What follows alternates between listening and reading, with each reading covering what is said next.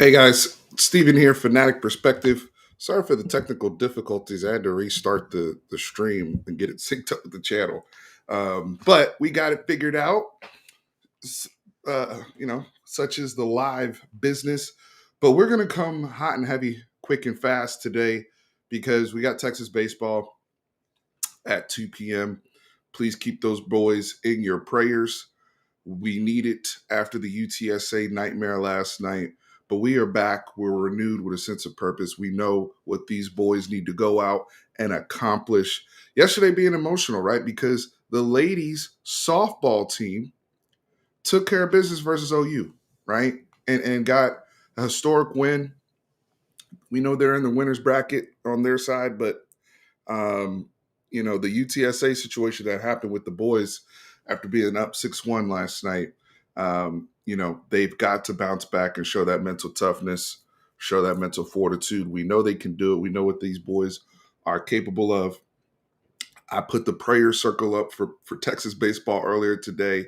So, we just want to see them handle their business, starting with Kansas State here at 2 p.m. So I'm going to get into talking ball and some of these things, but Texas baseball prayer circle, please, put in the good wishes, and I just want these boys to go out there and have fun and compete like they normally do. Um, next order of business, hit the like button, subscribe. We are trying to get to 15,000 subscribers by August 30th. Texas versus Ohio State. I appreciate everybody that has been subscribing recently. We are seeing an uptick, so I'm going to continue to preach it from my lips to the good Lord's ears. You guys just hear in the chat the consistency, like our Future's talking about, that goes both ways, right? Because y'all are showing up for me as much as I'm showing up for you. So I appreciate it. It's fun to lead these discussions. We had a very good interactive chat on Friday where we ranked the opposing quarterbacks that are on our schedule. If you missed that live, go check that one out. But hit that like button, subscribe. It's free to show love. Help me out. Before I get to what I really want to talk about, which kind of piggybacks off of the opposing quarterback conversation, and I kind of labeled this, hey, what is the realistic floor for Arch Manning in 2025? What is the realistic ceiling for Arch Manning in 2025, right? And kind of shaping how our perspective to look at this. And obviously it factors in the team around him, the health around him, and the coaching around him. We're putting a lot on Arch's plate, but it's a team effort, right? So want to make sure we are also cognizant of factoring in those elements when thinking about what we expect to have and see from him this season, starting with Ohio State. But before I get there, two things I want to talk, just real quick nuggets. Mark Bowman, the ballyhoo tight end out of California, number one tight end in the country, one of the best tight end prospects, one of the most complete tight end prospects. The tight end, by the way, just that position I think is going through, when you think about Brock Bowers and all these guys that are able to do so many crazy things on the football field, it's very, very impressive. And I personally think that position is just going through a they're on a generational tear. But Mark Bowman on tape is as good as you would see. I mean, so many different people that I respect in the industry that have so many great things to say about him. He committed to USC. The numbers we've heard are kind of crazy. Yeah, right when I said that, odd feature right on time. The numbers are crazy. Like I heard 7 million, 8 to 10 million for a tight end is insane. But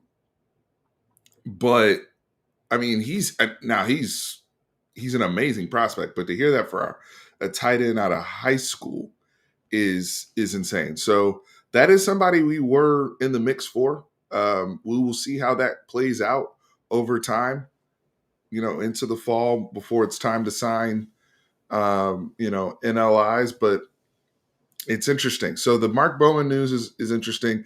The second bit of news is on the recruiting front. Gunnar Rivers is on campus for a visit. Gunnar Rivers is on campus for a visit. And for those who don't know, Gunnar Rivers is one of the many, many sons of one Philip Rivers, right? NFL legend Philip Rivers. I call him Uncle Phil.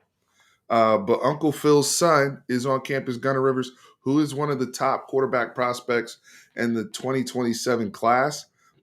He has gotten off to a tremendous start, very similar to his father in high school, where these guys were playing an eighth grade freshman year, throwing for 50 something touchdown passes. And we know what Philip Rivers went on to do, having a legendary career at NC State before becoming an NFL legend. Gunner is, yes, he's already what, 6'4, 6'5. For somebody at his age, the body is there already. The mobility is there. He does have a similar throwing motion to his father, which is interesting. But I mean, again, when we think about the, you know, all the things that he brings to the table with the Rivers family and just that bloodline there, honestly. Same thing with Arch. I think it's a beautiful thing that we're tapping into the Rivers family as well. And he's listed at 6'5", 210, and he's class of 2027. This is after Dia Bell in 2026. I mean, so I'm really curious to see how Gunnar Rivers evolves, but so far he's on that same similar trajectory as Arch. And the cool thing is he correct me if I'm wrong, but I believe they work out with Gunnar Rivers and Arch are within the same training program or training company. The same people that train Arch, the trainer he works with, I believe Gunnar Rivers is working with that same trainer or company. I know it's a couple people in the QB country program, but very impressive, very impressive. So he is on campus. That is a preferred target for us, and excited to keep these bloodline people going. I mean, Sark knows what's up. He's been in the league. He knows what the guys that know what it takes to be successful at this level, and just having that training from their fathers and respective families. So, getting to Arch, let's move to that, right? Because what is the ceiling? What is the floor? When I was thinking about this today, we often talk and think in comps, right? And well, for the ceiling for Arch, will he play like, and B, who will he produce like, right? So from a production standpoint, I see some of you guys already listing touchdown interception ratios, right? What could that look like? Things of that sort, right? So it is interesting to think about what he will look like on the field versus what the production will be. And I think those are two conversations. With Arch in particular, I'll start with the production side, not what he will look like physically on the field, but production. And I'm going to ask you guys because it's interactive. Royce Whitaker, thank you for the super chat. Donations. Thank you. Donations. Um, what is realistic for Arch in terms of the floor? Is the floor 2023 Quinn Ewers in terms of production? Or 2024 Quinn Ewers that was second team All SEC statistically? What is the realistic floor for Arch, right? Again, I'm not talking about what he'll look like on the field. I think he's going to look very different from what Quinn did, but I'm talking numbers. Now, the running statistics will be much higher than what we ever got from Quinn. I'm expecting something more, similar to, I don't know what Casey and Hudson Card ran for, but we know that they ran the ball a lot more relative to what Quinn did in terms of some of those. I think Arch's numbers are going to be even better in the rushing department. I mean, you think about his ability to break off big runs. Now that will be measured and tempered with the fact of health, right? And not wanting to beat up your starting quarterback. Also, that's not how Sark operates. But naturally, with Arch is a guy that I see a lot on 3rd and 4. And this is what we're seeing in the NFL, by the way. So with Jalen Hurts, with Patrick Mahomes, with so many different quarterbacks, Josh Allen, where it's 3rd and 4. And if the 4 yards are there right in front of them, they're taking it. They're not sitting in the pocket, patting the football, going through. They're moving the chains, right? Oftentimes they're taking that, they're sliding, they're getting down, or they're running to the sticks and getting out of bounds. We've seen that consistently. Just in Arch's little bit of time he's played, I've seen him operate more to that. Now, if the throw is there or the read is there and it's open and he's on time, he will throw the football. He's not a running quarterback in terms of just looking to run, put his eyes down and run. But I also think he's a common sense quarterback. And if the yards are there, let's hypothetically, 3rd and 5, man coverage across the board, backs are turned, and there's not a beater open right away, he's just going to take the 5. Trust me on that. And he knows when he's been the quarterback versus running packages, because we got to delineate. You have to have a line of delineation. Arch, when he was in that running package to go get short yardage, he had to be physical and run behind his pads. Arch, when he's running as a quarterback, is just going to run to get the yards to get down. I think that's what we will see. I do not expect him to be using his pads and his size a whole bunch unless it's a particular situation at the goal line, right? I do think he will look to protect himself. So I don't think he's going to try to truck people like Josh Allen or anything like that. But again, if you watch the NFL Sundays, Jalen Hurts, Mahomes, Josh, a lot of these dudes, Jaden Daniels last year, they will just take the yards, especially if it's man coverage. They are not standing around patting the football on 3rd down. So I do expect Arch to, I think that's a lot of where his rushing yards will come. And then as he gets more comfortable, right, throughout the season, starts getting his guys as we get into conference play, right? I do think that we will see probably an uptick in efficiency, right? How often will we be in 3rd down? One of the things that was a little bit of a frustration with Quinn, but he navigated well, was we did seem to end up in 3rd down quite a bit. We weren't always the most efficient on 1st and 2nd down all the time. Now, that's not always on Quinn because the run game is a part of that as well, right? If you're not able to run the ball effectively on 1st and 2nd down to get 5 or 6 yards, and you have, say, a negative player in completion, now we're in 3rd down, right? And so one of the things I'm looking to see with Arch is that efficiency across the board in terms of down. So right now we're talking production and just kind of what that's going to look like. Let me see here. What are you guys talking about here? Trevor Lawrence. You talking about year 1 Trevor Lawrence? Because that to me was still the best version of Trevor Lawrence we've ever seen. If we're keeping it all the way a buck. Trevor Lawrence, all 3 years at Clemson, was fantastic. His freshman year was generational. There was a drop off for Trevor Lawrence after that, especially when he started throwing picks. But in terms of production, I do see where you're coming from, Stephen Houston. Absolutely. Yeah, I don't see him, and that's something that Quinn, quite frankly, wasn't able to do all the time. Now, we did see how our offense could look when Quinn did do it, right?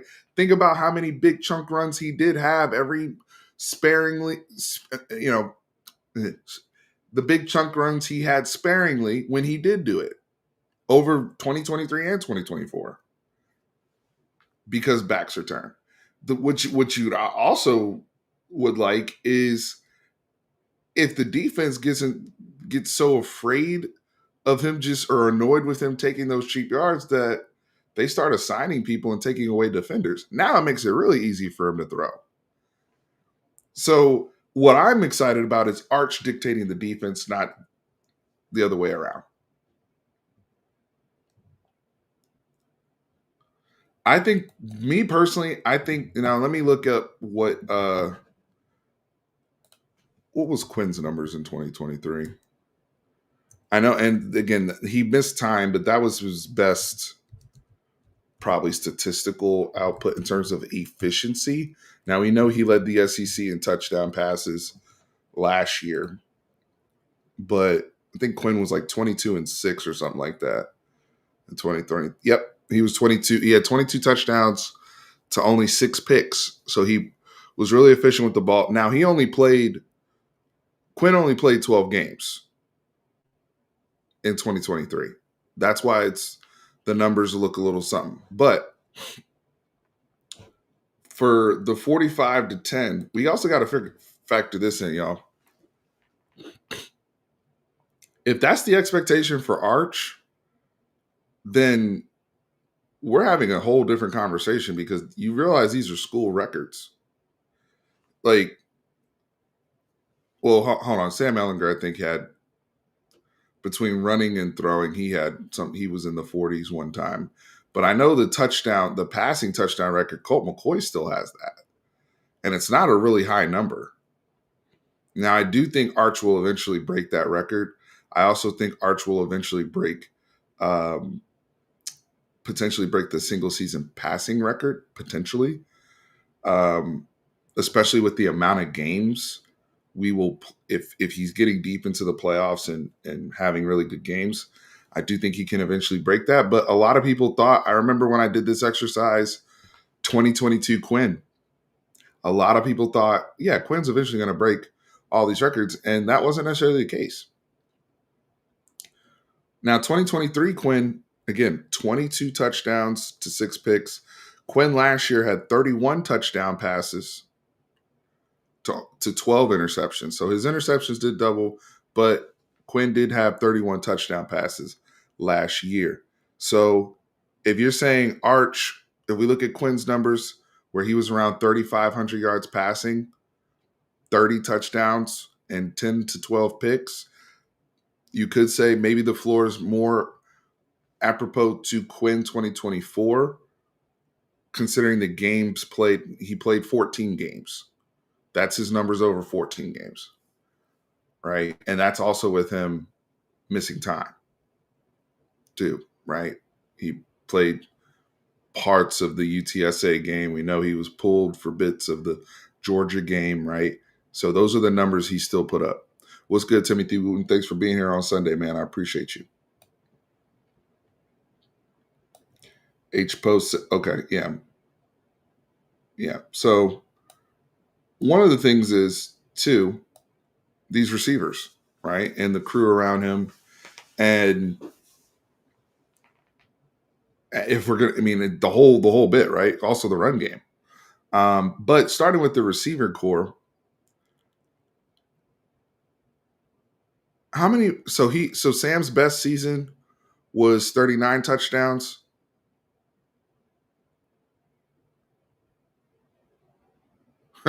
Dimple Wonder said the floor. See, this is Kool-Aid. That's Kool-Aid right there. But this is a fun exercise to do and think about, right? But I think, yeah, I could have swore Sam Ehlinger broke 40. Yeah, 2018 Sam Ehlinger had 41 total touchdowns. For me, I'll put it this way, because I can only go off of 12 games right now. Because some of these people were playing more than 12 games. And a 12-game set, if we're just talking production, I'm going to go, I do think Arch is going to hit more passing. I think I'm going to go 3,400, 3,500 yards passing just in 12 games. So if I do the math on that,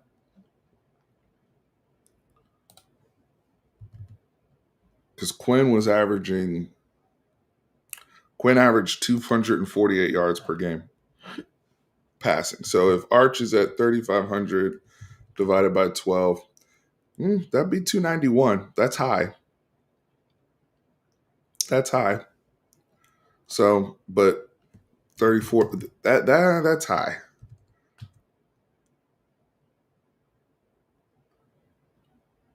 I think but this is the floor. The floor for me, for Arch, is somewhere between 33 to 3,500 yards passing, which is high expectations. Um, again, how many yards he's going to throw for in those G5 games? He could. I don't know. I don't know. I only say this because we've been so balanced. We really have been balanced. But the games that Arch played, if we go look at his numbers so far and his starts, just in, he's exceeding those numbers, right? So that's where I'm wrestling with this, guys. So Arch had 939 yards passing last year. And if we look at I'll just do his starts. Like UTSA game, he came off the bench and threw for 223. He threw for 258 in the Monroe, and he threw for. So let's just average out those three games: 22, 23, 258, and 325. Divide that by three. That's 268. So if he had done that over 12 games, he'd be at 3,200 yards. If you factor in UTSA, Monroe, and Mississippi State and what he averaged, again, he did not play the entire UTSA game, but that's why I'm saying some of the yards, especially what people are throwing for right now, where I go to is also efficiency and completion percentage. I do think his completion percentage is probably going to be somewhere between 65 to 67. The reason why I have it lower than Quinn is because I do think Arch is going to have a much higher yards per attempt. That's where I think we will see the uptick that we're looking for. So while we may sacrifice some of the short completions where Quinn had games where he completed 20 straight passes, but relative to the line of scrimmage, where were those throws? Again, I'm just asking questions, right? But I do think Arch's yards per attempt is going to be very high. The one thing, if you go look at Casey Thompson in 2021, his yards per attempt was high relative to what we saw with Quinn. I think we're going to get back to that where Arch is, these are 20 plus yards thrown. Even look at again, opening up the Mississippi State game last year, throwing those deep comeback routes, right? Deep stick, those are 15, 20-yard throws. Those balls are going downfield. He ain't throwing a whole bunch of screen passes. He's not throwing a whole bunch of bubbles. He will, because that's a staple of Sark's offense. That will be a part of it. But I do think that I would be around the 34, just because I think there's going to be a game or two where also Arch is going to pop off for like 400, 450. There's going to be a game or two where Arch is also going to have I'm fat. Like it will balance out, is what I'm saying. I don't think he's going to average 300 yards passing per game, but I think if he's averaging somewhere between 270 and 280, that's probably where we'll fall statistically. Uh, the touchdowns I think will be high. Somebody brought up the point about him potentially having 15 touchdowns before the Florida game. I could see that. I could see that. And if that's the case, I'll probably put his floor for total TDs. I feel comfortable putting that between 32 to 35 total TDs in terms of floor. Ceiling is he's breaking school records. The ceiling is he pops off and he has a couple 5 TD games. He has a game with rushing TDs. Our red zone offense is amazing. And that also means playoff run. And that's where we start getting into, you're going to need to have playoff games and SEC title game to get to 40, 50 touchdowns. But the floor is, I have to factor the floor in terms of 12 game sample size. So that's one other thing.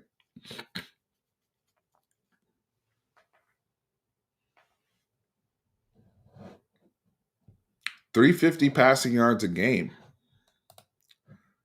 Has Sark ever had a passer do that? What did Mac Jones throw for? I don't think Sark's ever had a passer throw for that many yards per game. That'd be crazy. Okay, well, Mac Jones averaged 346. That's 346. But Mac Jones also completed 77% of his throws in 2020. I don't know if we'll see. I don't know if I think that might be peak Sark right there in terms of where defenses were at that time. I don't know if I don't think that's even fair to throw that in. That's an all time season. So I'm not even gonna post up those numbers. But here's what's insane, right? Like Mac Jones's yards per attempt was 11.2 in 2020. Quinn's yards per attempt in 2024 was 7.8. We're not even in the same ballpark. We're not in the same ballpark. And guys, look, we're in a different realm of college football right now. Since COVID, this is a question I have. Since COVID, have we seen people throwing like on the good teams? I'm not talking about people that play in funky offenses where they throw the ball 70 times a game. I'm talking about in P5 serious teams. Have we seen people putting up Joe Burrow, or am I just tripping? I mean, I know what Jaden Daniels did, but that's also his rushing. But in terms of just passing numbers in the modern time, even Lincoln Riley quarterbacks, I feel like that's all scaled down a bit with the way defenses have caught up to the RPO. Or am I tripping? I haven't seen nobody throwing for Joe Burrow numbers since COVID in college or Mac. I feel like Mac Jones was the last one. JB just said, I feel like Mac Jones was the last one that was going crazy like that. In terms of the pass, like did y'all hear what I just said? Mac Jones's yards per attempt was 11.2.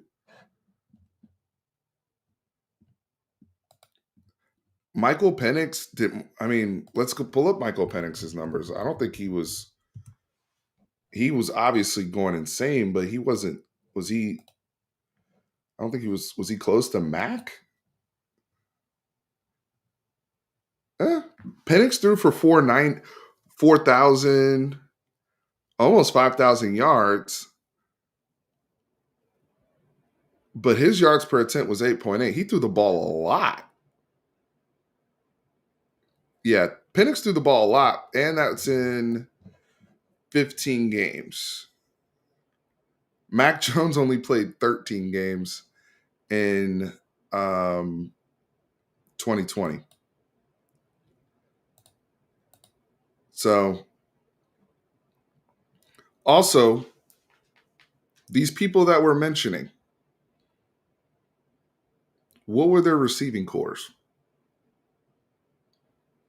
CJ Stroud.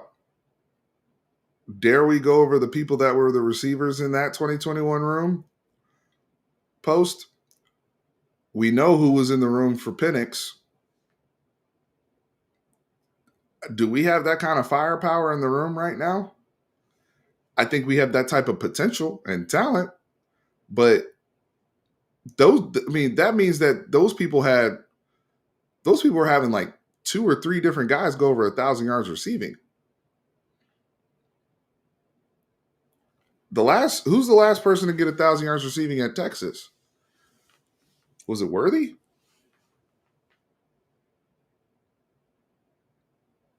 Now, and who's that on to, right? Because some of y'all are going to say, well, Quinn is the reason why people weren't getting 1,000 yard receivers.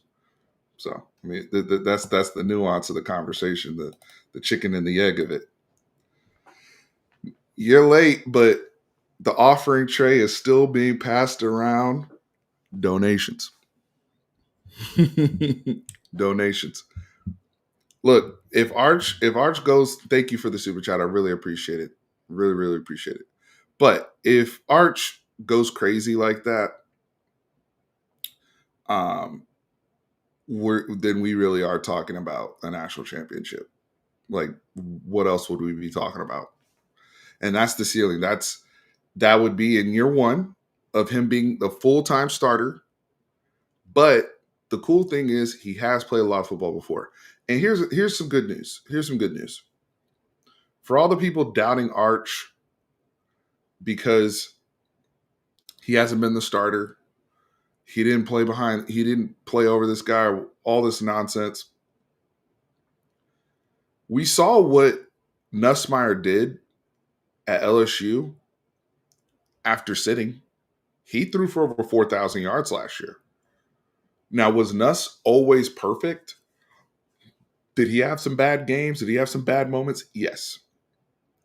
But the totality of Nuss's production, especially considering the chaos that was going on at LSU, was very good. That's why there's so much promise for this season. He threw for over 4,000 yards last year at LSU with some of the people on that team were crash outs. And he didn't get a running game until really Caden Durham took over. And he threw for 4,000. And he's not as lauded as Arch is.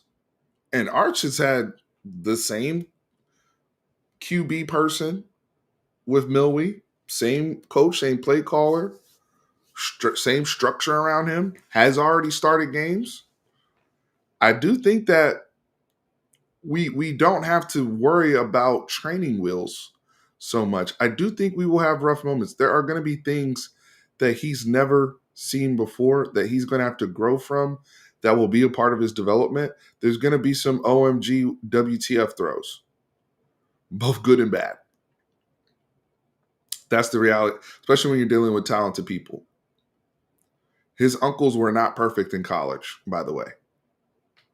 I watched all of Eli, and then pretty much the last season of Peyton at Tennessee was what I saw. I wasn't in tuned enough with college football to know. I know Peyton was a legend at Tennessee, right, and what he produced in the records he set in the SEC at the time. But I also know the struggles that he had, especially against Florida. So this is going to be a journey. This is going to be a journey. And the good thing is the person that will be his compass, his guide, is Steve Sarkeesian. And to me, Steve Sarkeesian can be a force multiplier for Arch Manning. That is what we are banking on as Texas Longhorn fans, is that Steve Sarkeesian is the force multiplier for Arch Manning, period. Period.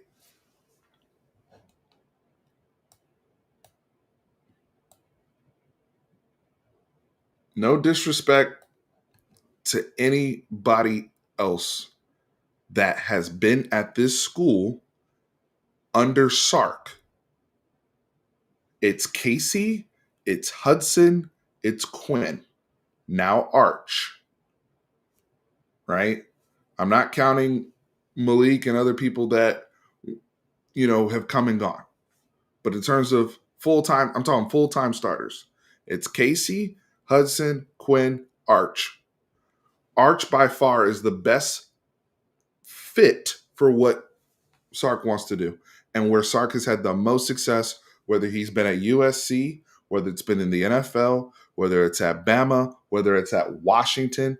Arch is the best fit for what he wants to do. And to me, I don't know if it's particularly close since I don't think there's another.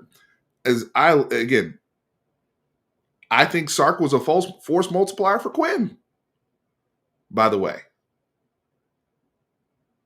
Y'all can make fun of Quinn and call him a 7th round pick, all this type of stuff, all you want to. The boy led the SEC in touchdown passes last year and was second team All SEC, and half of y'all don't even think he was good. That still shows me that Sark has his has his fastball, as far as I'm concerned. So if he can be that same force multiplier for Arch in this new era, where he is a better fit on paper, what does that look like for Texas?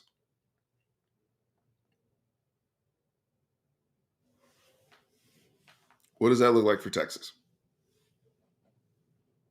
And that's where the ceiling aspect, you start talking about some pretty gaudy numbers in year one of him being a starter.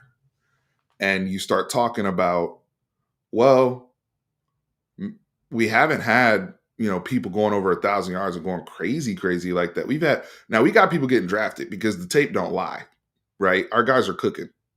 The tape don't lie, and they've been factoring in to us winning all these damn games the last few years. Okay? Let's not get it twisted. There's a reason why we're the only team in the country that's made the playoffs and the semifinals two seasons in a row, by the way. That is still pending. Nobody else has done that but us recently. We have not had our breakthrough yet, like Michigan and like Ohio State, in terms of winning the Natty recently, but we've been consistent with different personnel. So in this iteration, under Arch, even with it being his first year as a starter, technically, the skill set with the personnel tells us that there is a realm of possibility. There is a world where he could set this whole thing on fire early on. Now, Ohio State, going to Ohio State game, right? I would be naive. It'd be foolish of me to sit up here and just come out and pop out and be like, oh, we're going to tear up Ohio State, blah, blah, blah. Like, I hope we win the game. I think we can win the game. I think we will win the game, by the way. I do think we will win that game. But let me be very clear. That's also going to be Arch Manning's first road start. Right? He hasn't, so, Quinn was unbelievable on the road. Look at Quinn's road record. Look how Quinn played on the road. Quinn oftentimes played on the road, played better on the road than he did at DKR. So we also have to give grace to Arch to scale into this.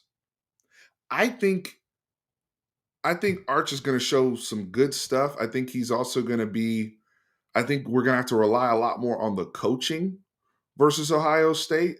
I think the Ohio State game is going to be heavily on the coaches and a schematic fight. And I think Arch is going to show those physical flashes, right? And I'm not trying to this is just how I'm seeing things.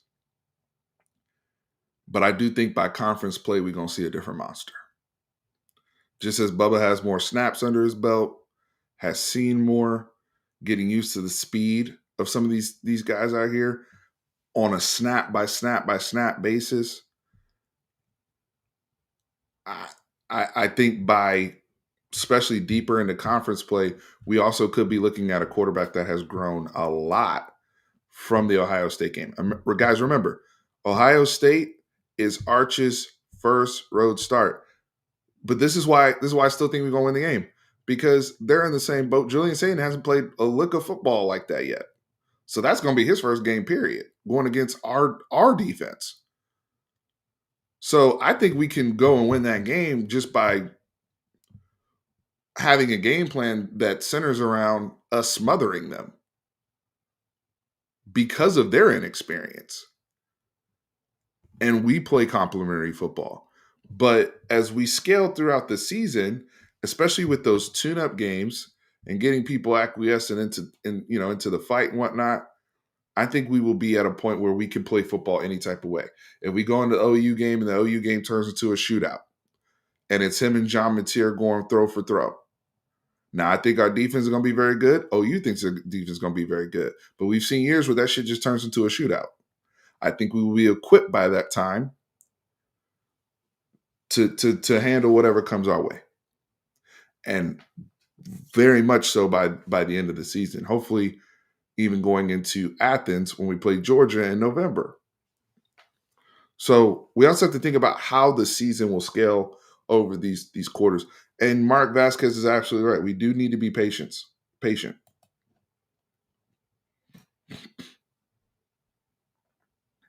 But I do think the boy is going to be unbelievable. I have brothers coming at me on TikTok. All I did was post facts. I posted a clip from the show of what I had with BK, simply saying that Arch Manning had more touchdowns and 200 less snaps than DJ Lagway did. Y'all know we respect DJ Lagway on this channel. Y'all are the ones that forced us to put DJ Lagway number one in the opposing quarterback rankings, which I gladly did.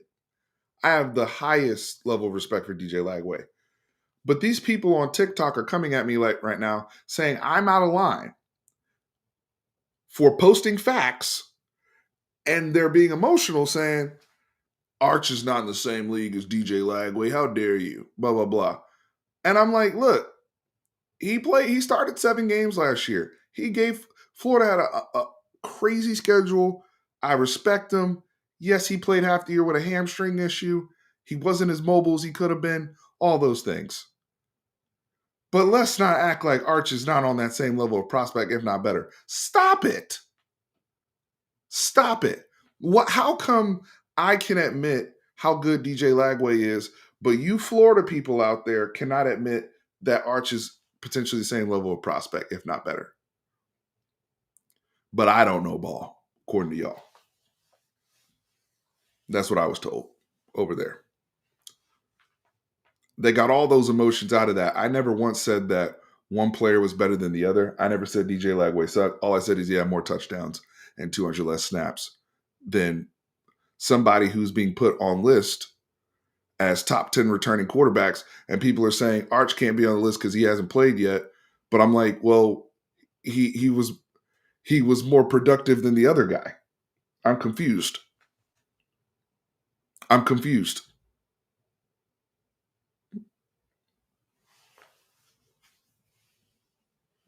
Like,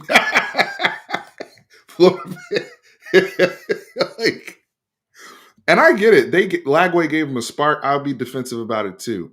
But this notion that people are still questioning the level of prospect that Arch is. Like, dude, try to say, what are his traits? Are we serious? Are we serious? What are his traits?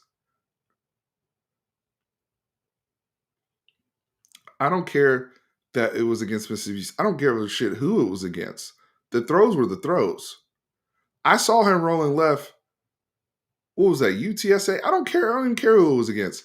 Rolling left and drop the ball into a bucket 50 yards downfield into Ryan Ringo's arms. Don't lie to me and say that wasn't impressive.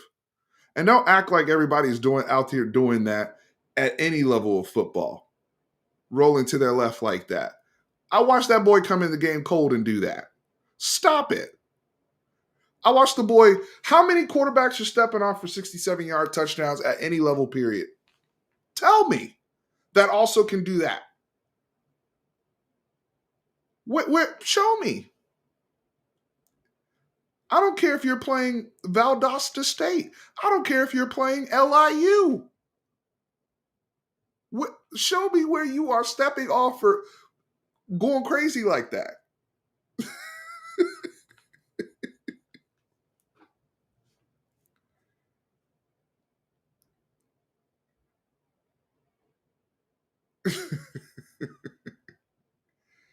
we gotta right.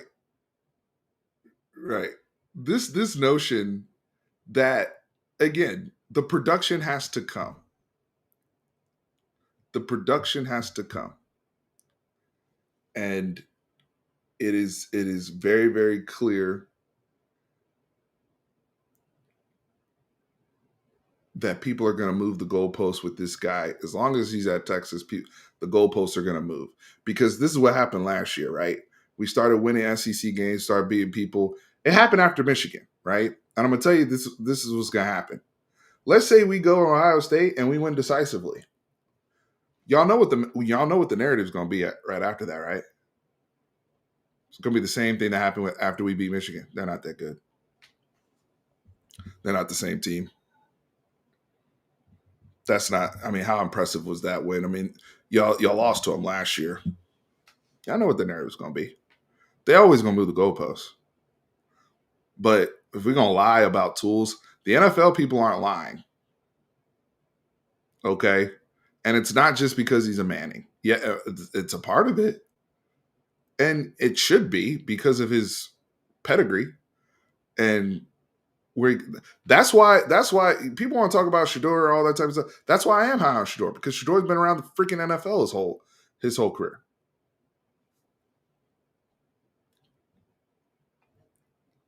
I'm so glad that Brad Williams, you brought this up, because um, we will be having Sharp Sports on here later, because it's a very, very interesting conversation, because he was right about a lot of things around with Quinn. I'm not going to fight you on this. I'm not going to fight you on this.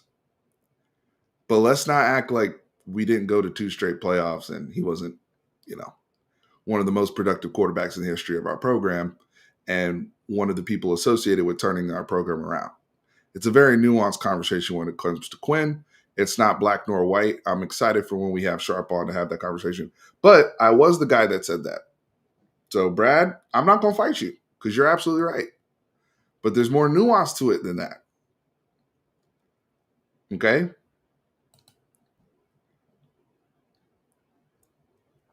Yeah, we're getting ready to wrap for baseball. Jordan S. with the super chat. Donations.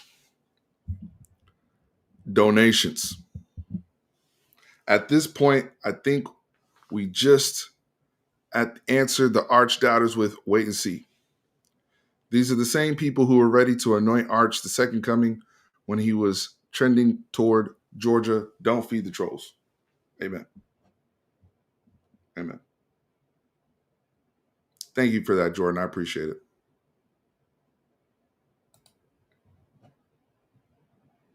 Like I said, Brad Williams, I'm not going to fight you.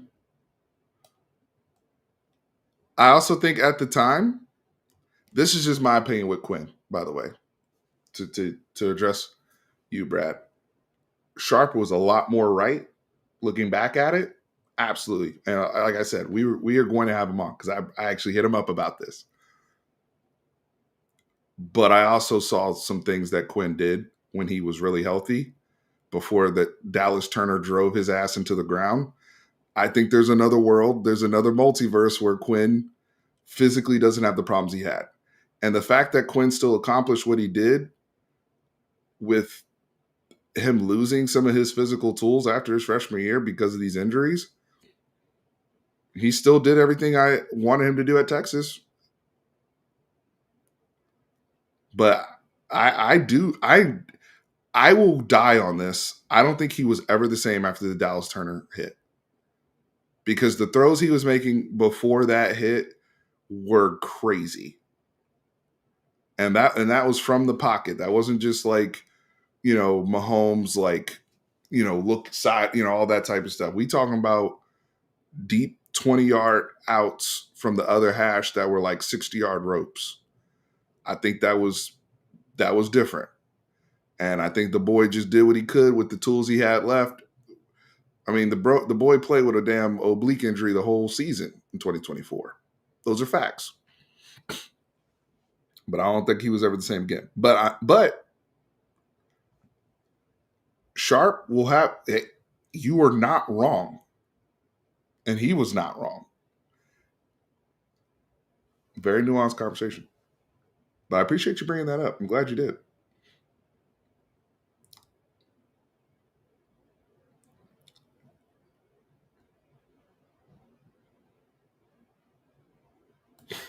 Back-to-back playoff games with K-Fan. I think the best is yet to come. If I really do. I think the best is yet to come for this program. Um, Health willing, and it will take others around Arch raising their games. right? We need Sark to be a better play caller in the red zone. We need Sark to be a better play caller in the red zone. We need to be a tougher offensive line up front when it comes to phone booth situations. We should not be relying on 18-wheeler gimmick packages to move the ball in short yardage. When we play teams like Ohio State, when we play teams like Georgia, we cannot. When we play OU a couple years ago, they can't pull our card on the at the 1 yard line and take our manhood like what has happened a few times. So we can get better in those areas. Think about all those struggles we've had, and we still were knocking on the door at a national championship 2 years in a row. With those, we had the freaking 111th red zone offense last season. And it ended up costing us because we got down to the 1 yard line against Ohio State and we couldn't score. But we were knocking at the door with those flaws. What happens if you clean that stuff up? And if the defense can continue to stand on business, especially with all the talent they have and the pass rush they have, that's how we can break through. I do not expect special teams to run it back and be horrible like they were last year. I think that was a one-off. Special teams was outstanding, in my opinion, in 2023. Outstanding in all areas. 2024, I don't know what the hell happened. I think Jeff Banks is going to get it right this year. I have faith. I like what they've done. They've taken it seriously to make these changes. But as Arch develops, right, and he's a even better quarterback in November, December, hopefully January, than he is in August, then we are cooking, baby.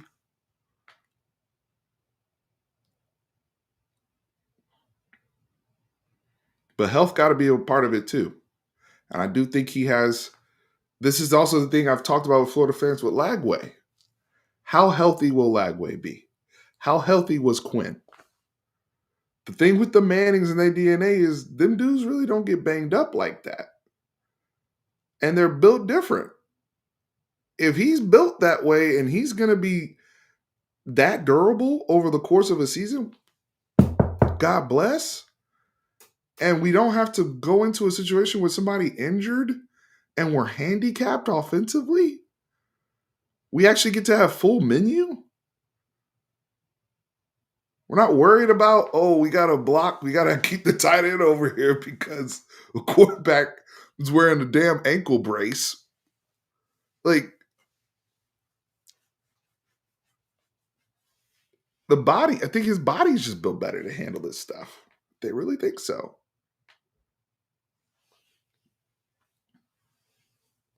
This is, I'm trying to break this down as logically as I can. I'm not trying to spread Kool-Aid either. I'm not. But also what will keep Arch healthy is awareness at the line of scrimmage with his protections, setting his protections correctly. We know that was a challenge.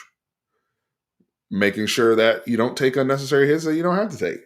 Don't leave your feet when you throw the football, like your predecessor did. Footwork. These things keep you healthy.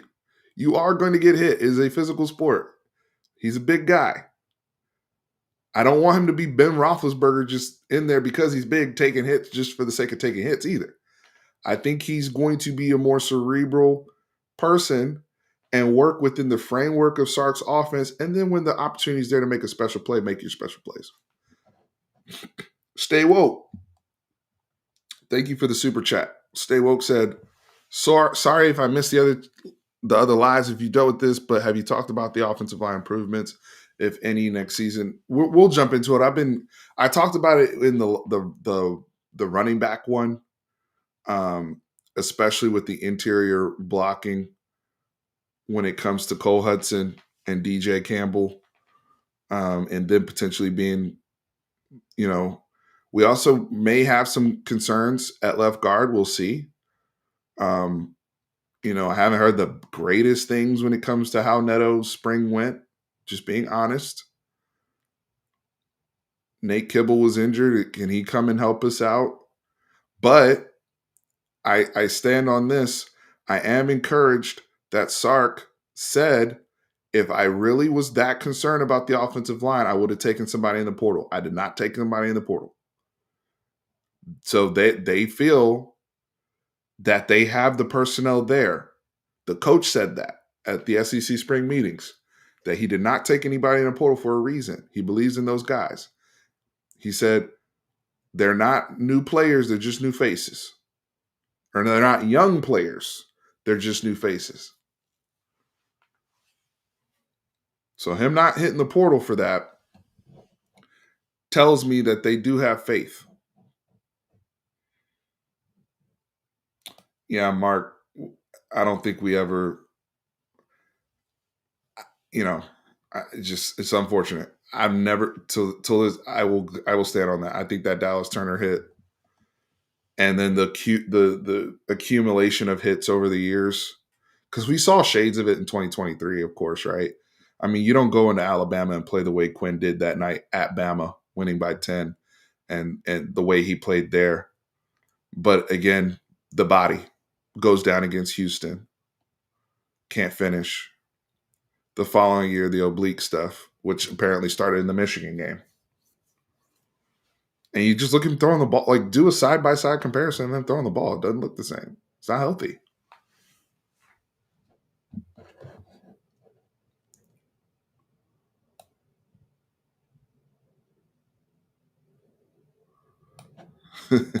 Long gone are the Bam Bam Sam days.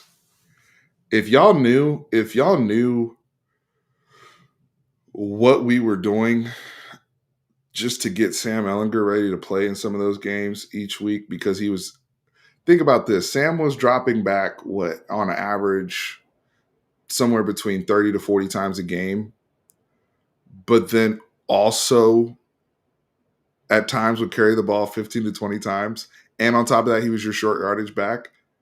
Could you imagine what his body looked like on Monday, Tuesday of the week after the game with that type of usage rate and being that physical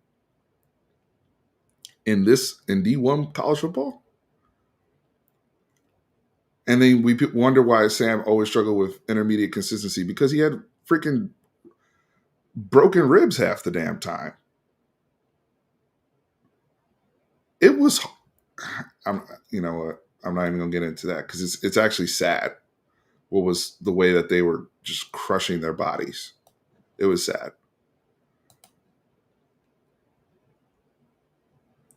Good question with this one, Brad, because this is a delineation I was talking about earlier in the show with Arch in that running package will not have the same mentality of Arch running as a starting quarterback, just looking to get 5 yards and get down on the ground.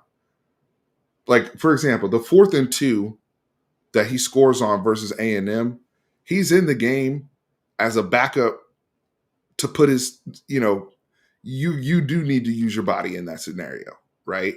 But I don't know if we'll do that again if he's our starting quarterback, if that makes sense. He did not get hurt versus Georgia, but I do believe he may have been concussed versus Ohio State. Because the fact that he didn't come back in the game versus Ohio State is also very suspicious. I'm just going to say. I do think Arch may have been concussed. His head, or else why didn't you use the package the rest of the game when it was a close football game and you're in short yardage situations? Like Jarrett Gibson got the ball like once, got back to the line of scrimmage, he didn't get it, and then that was that. But it's neither here nor there because Arch is a starter now. He shouldn't be using that scenario. I think he'll be used to, like Hudson Card and Casey ran zone read, on occasion. See if that defensive end flows, right? But in terms of going heavy personnel and we're about to run QB power, I don't think we're running QB power with Arch very much anymore. I think those days are gone. I think those days are gone. Anyway, I want to get going here for Texas baseball. Just to conclude, I do think that Arch, floor wise, assuming he's healthy in a 12-game slate, I think 65, somewhere between 65 to 68. I think he's going to complete a good percentage of his balls. Maybe a little lower than Quinn, just because of the yards per attempt. I mean, Quinn only completed 65 last year, but he was almost 70 in 2023. So I think the floor for Arch statistically is somewhere between Quinn in 2023, Quinn 2024. Floor wise, statistically, with rushing numbers. I think the ceiling for Arch is crazy, even this year. And I think he's going to be a different quarterback. I think you will see a different quarterback as we get through the months, because I think he's a fast learner, y'all. I saw a different quarterback. I don't know about y'all. I saw a different quarterback from the boneheaded mistakes and some of the nerves of Monroe, of never starting playing before, to Mississippi State in the SEC opener just last season.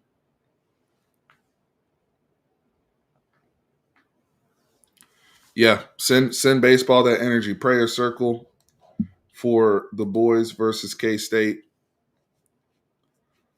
Let's get into the game tonight. Get to Monday and right these wrongs. I appreciate you. We'll be back with a guest on Tuesday night for the live. I appreciate you guys very much. Always fun here talking ball. Make sure you hit the like button. We are trying to get to 15,000 subscribers by August 30th. Texas versus Ohio State. And means the world to me that you guys are here with me each and every time. That consistency goes both ways. Very much appreciated. And yeah, and let me know in the comments, right? Chime in the comments. What's the floor? What's the ceiling, in your opinion, for Arch, statistically, as well as what you think he looks like on the field?